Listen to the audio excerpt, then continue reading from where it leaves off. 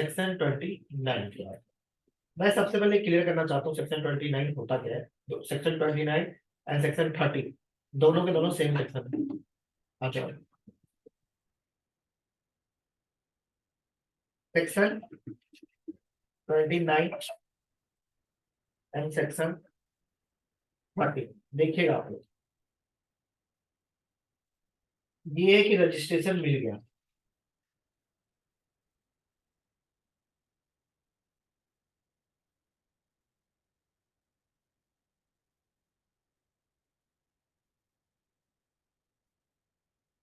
Section registration में कौन सा सेक्शन बात करता है? सेक्शन 25 ये बात करता है।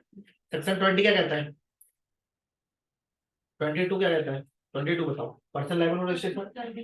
सेक्शन 23 क्या कहता है? Not liability registration. सेक्शन 24 क्या कहता है? 25 क्या कहता है?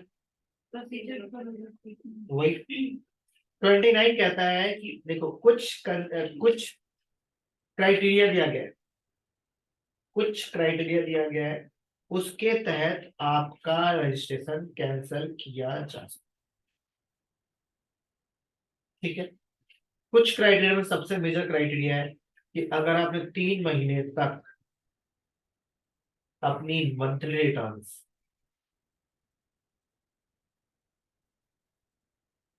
फाइल नहीं की तो रजिस्ट्रेशन कैंसिल। ठीक है, अब रिटर्न्स कौन कौन से होते हैं? GST R1 and 3। सबसे पहले तो ये कंडीशन, इसके अलावा भी बहुत सारे कंडीशंस दिए हुए वो भी पढ़ेंगे हम। बट क्रक्स समझ लो सेक्शन 29 क्या है। ये क्या करेगा? वो कैंसिलेशन का लेटर भेजेगा विद इन 30 डेज में। बोलता है कि आप अपनी रिटर्न फाइल कर दोगे, तो करने के बाद आप सेक्शन 30 में आप हमें लेटर डालो, रिवोकेशन ऑफ कैंसिलेशन। सुनना, रिवोकेशन ऑफ कैंसिलेशन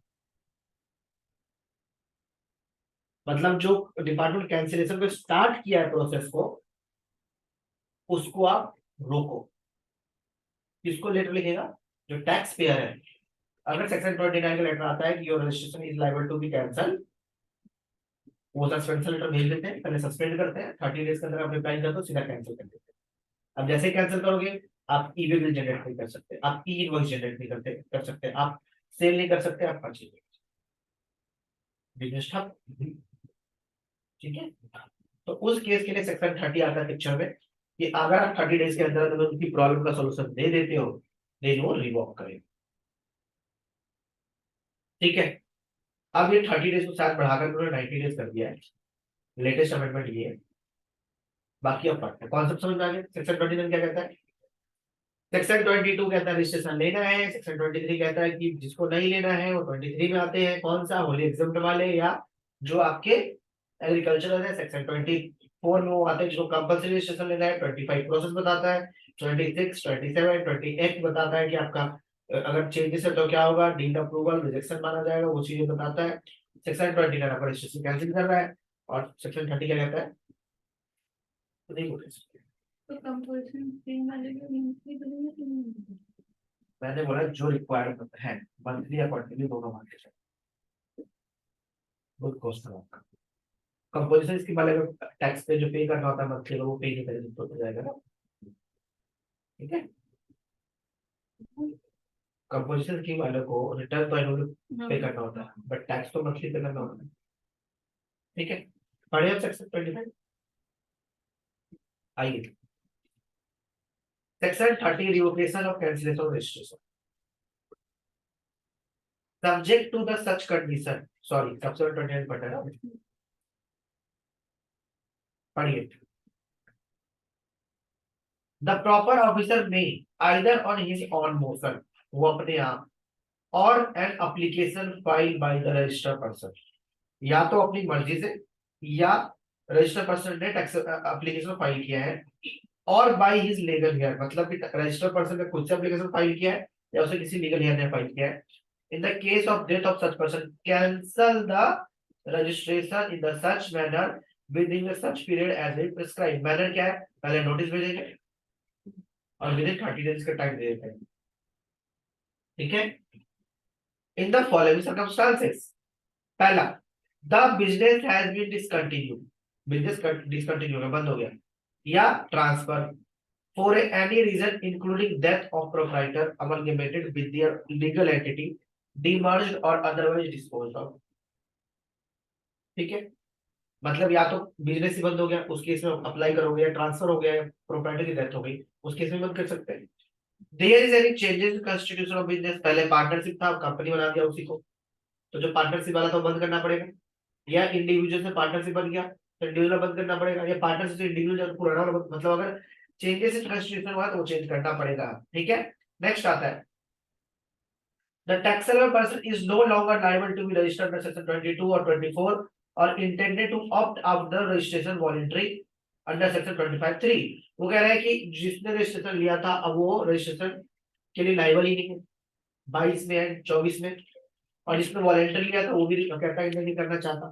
तो ये तो वो केसेस है जहां पे लोग खुद जाकर के रजिस्ट्रेशन कैंसिल करवाना चाहते हैं, ठीक है। नेक्स्ट आता है, provided that during the pendency of proceedings relating to the cancellation of registration filed by the registered person, the registration may be suspended for the such period and the manner as will prescribe। कहता है कि अगर आपने ये जो cancellation apply कर दिया है तो वो सस्पेंड हो जाएगा कुछ टाइम पीरियड के लिए, जब तक अप्रूवल नहीं आता तब तक के, ठीक है जी। अब पढ़िए, मेन आ गया यहाँ पे आपका question, the proper officer may cancel the registration of person from such date including any retrospective date as he deem fit. वो कहता है कि आपका रजिस्ट्रेशन वो रेट्रोस्पेक्टिव इफेक्ट से भी कैंसिल कर सकता है, मतलब आज से बैठ के पीछे के सालों से भी कैंसिल कर देगा। उसको अगर लगता है कि तुम फ्रॉड हो, तुमने फॉर्म बनाई, फॉर्म बना के क्या केवल खाली खाली बिल काटते चले गए, सेल करते चले गए, और गवर्नमेंट को टैक्स दिया नहीं, 3 महीने में 3-4-10 करोड़ का सामान बेच दिया, टैक्सेस कलेक्ट कर लिया, उसके बाद बोल रहा है कि मैं तो बंद करके जा रहा हूँ, और बंद भी कर दिया, तो गवर्नमेंट को 5 साल बाद बदलना होगा, तो क्या करेगा, 5 साल के बाद जाके उसको कैंसिल करेगा, और उससे जिसने सामान परचेज किया है सबको पकड़ेगा, सबसे टैक्स की वसूली करेगा। क्योंकि अगर फेक वाला बंदा था तो जीएसटी में ये भी लायबिलिटी है कि जिससे आप सामान परचेज कर रहे हो वो बंदा जेन्युइन होना चाहिए, अदरवाइज आप उससे सामान परचेज ही मत करो।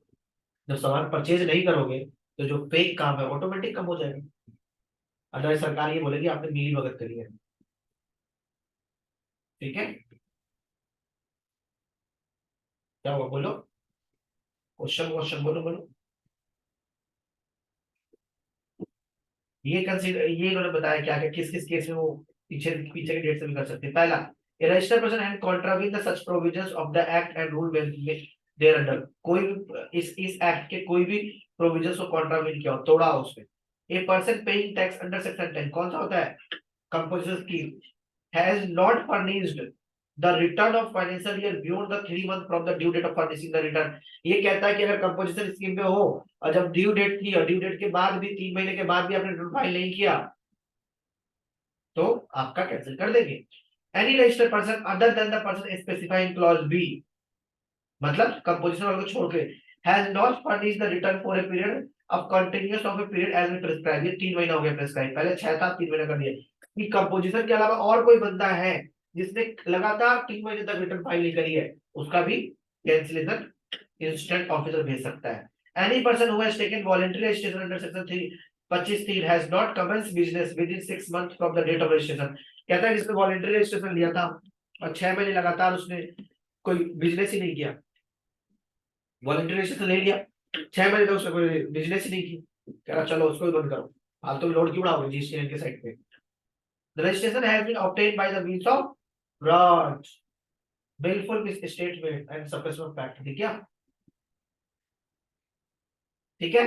Provided that the proper officers have not cancelled the registration without giving the reasonable opportunity of being heard, ये तो आपका संविधान में राइट दिया गया है।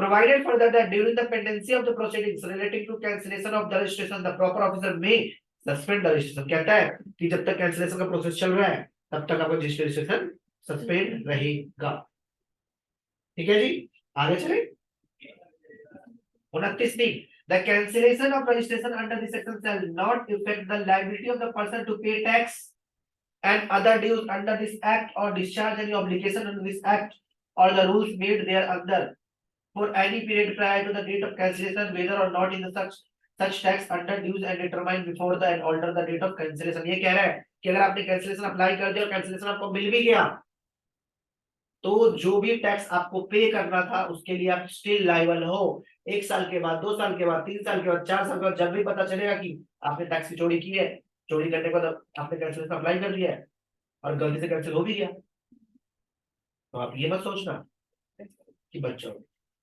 अगर गवर्नमेंट ने इनिशिएट किया, उनको पता लगा, सो कॉज नोटिस आया, तो टैक्स पे करना पड़ेगा। आगे चलते, the cancellation of registration under the SGST Act, UTGST Act and service tax as case which shall be deemed to be cancellation of registration under this act। कह रहा है कि अगर SGST Act में कैंसिल हुआ है, UTGST Act में cancel हुआ या SGST Act में कैंसिल हुआ है, तो आपस में सारे सारे एक्ट में कैंसिल मारे जाएंगे। ठीक है, क्यों 3 एक्ट है ना। Every registered person whose registration is cancelled shall pay an amount by way of debit in electronic credit ledger or cash ledger equivalent to the credit of input tax in respect of input held in stock, semi-finished goods, capital goods on the day immediately preceding the date on which the cancellation of output tax payable, whichever is higher, calculated in such manner and prescribed। ये कह रहा है भाई साहब, जिस दिन आपका registration cancel हुआ है, जो स्टॉक में पड़ा हुआ है और आपके पास कैपिटल गुड्स है जिसका आपने आईटीसी ले लिया है, वो आप गवर्नमेंट को वापस पे कर दो। मतलब अल्टीमेटली आपने ऐसा नहीं है कि गवर्नमेंट से स्टॉक परचेज करके, वो हो सकता है कि काम करो, कुछ महंगा सामान आ रहा है, रजिस्ट्रेशन ले लो और आईटीसी अवेल कर लो और फिर दुकान बंद कर दो। गवर्नमेंट कहता है जो आईटीसी लिया ना वो दे करके जाओ। ठीक है, उसके बाद कहता है जो वैल्यूएशन कैसे होगा, as the section under section 15। ठीक है, provided in the case of capital goods or plant machinery, the taxable person shall pay an amount equal to the input tax credit taken on the said capital goods or the plant machinery reduced by the such percentage point as we prescribed। कितना है, 5% quarterly. वो आपको section 15 की valuation बताई थी, तो उसके according वो वैल्यूएशन लगानी है और आपको पे करना है। the amount payable under section 5 shall be calculated in the such manner as we prescribed, वही आपका क्वार्टरली बेसिस पे। ठीक है, तो सबसे पहले सेक्शन 29 में क्या आता है आपके पास, नोटिस आता है कि हम आपका सस्पेंड करने वाले, कैंसिल करने वाले। नॉर्मली आता क्या है, 6 महीने का हो जाता है, नोटिस आता है कि 6 महीने का प्रोजेक्ट हो गया, आप इसको नोटिस आता है, आप इसकी रिटर्न फाइल कीजिए। हम फाइल कर देते हैं। अब फाइल करने के बाद फिर हम कराते हैं सेक्शन 30 रिवोकेशन। प्रैक्टिकली क्या होता है, हम प्रैक्टिकली क्या करते हैं, पोर्टल पे जाते हैं। ठीक है, पोर्टल पे जाएंगे, सर्विस टैब पे, सर्विस टैब में आता है रजिस्ट्रेशन टैब, उसमें क्या आता है रिवोकेशन टैब। उस रिवोकेशन टैब में जाके फिर बताना होता है कि सर हम अब या तो अपना एक लेटर बना लो कि जो रीजन है, जो लेटर में आता है, नॉर्मली क्या होता है रिटर्न्स का आता है, तो हम रिटर्न फाइल कर देते हैं। रिटर्न फाइल करने के बाद बोलते हैं कि सर हमने सारे रिटर्न फाइल कर दिए, सारे टैक्सेस पे कर दिए, चालान में अटैच कर रहा हूँ, रिटर्न की कॉपी अटैच करो, कृपया करके मेरा जीएसटी रजिस्ट्रेशन का कैंसिलेशन को रिवोक कर दे। तो विद इन 30 डेज का टाइम पीरियड है उनके पास। फिर वो अगर उनको लगता है कुछ और चीज मंगवानी चाहिए, कोई और डॉक्यूमेंट्स मंगवाना चाहिए, तो मंगवाते हैं, अदरवाइज वो रिवोक कर देते। ठीक है, आगे चले, अब सेक्शन 30 पढ़ते हैं, पढ़िए। Section 30 revocation of cancellation of registration. Subjected to the such condition as may prescribe, any registered person whose registration is cancelled by proper officer on his own motion may apply to such officer for revocation of cancellation of the registration in the prescribed manner within 30 days। ठीक है, उसके बाद फिर किसके पास time limit आ जाता है, by the additional commissioner और joint commissioner. उस टाइम खत्म होने के बाद आप जो 30 डेज का टाइम था, अब तो पहले 30 डेज को 90 डेज कर दिया रिसेंटली, तो जैसे 90 डेज ओवर हो जाता है, तो उसके बाद ये राइट किसका चला जाता है, कमिश्नर सर के पास, अपील मतलब की। फिर उसके बाद किसका चला, एडिशनल कमिश्नर के पास चला जाता है, कमिश्नर के पास चला जाता है। ठीक है, तो अल्टीमेटली जो भी ऑर्डर को रिवोक कराना होता है, तो इनको प्रॉपर ऑफिसर से अप्रूवल लेना होता है और देन ये रिवोकेशन किया जाता है। सेक्शन 29 एंड सेक्शन 30 आपका खत्म हो गया है, आप प्लीज इसको रीड कीजिए। ठीक है, मैं बता दो इसमें क्या है, टाइम लिमिट बढ़ता जाता है।